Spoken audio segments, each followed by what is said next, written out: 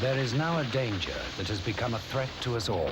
A warning from a 1986 government ad about a new and deadly disease that's spreading fast and killing thousands. Anyone can get it, man or woman. So far, it's been confined to small groups. But for some, it was too late. By the end of the decade, 4,000 people in Britain will have died of AIDS. In the 80s and 90s, HIV and AIDS affected mostly gay men, and fear in the community was high.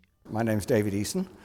I was diagnosed with HIV in Bank Holiday of 1990. David lost most of his friends to HIV and says he's one of the lucky ones.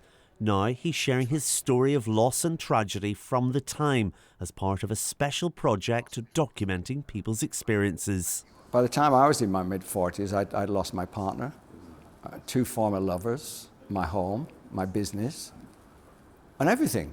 And I was going to die.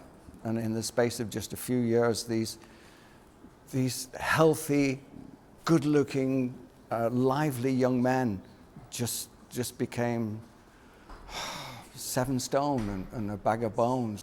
Over 150 hours of stories and memories from the men and women affected by HIV and AIDS are now available down here at the London Metropolitan Archives, and for some of those involved, it's the first time they've spoken about living with the illness.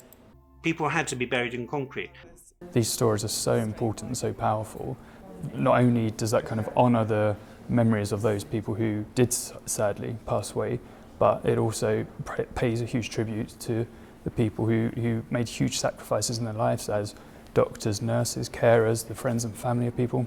We were all double gloved and double gowned, and he was kept in an isolation room. All of his cutlery was plastic.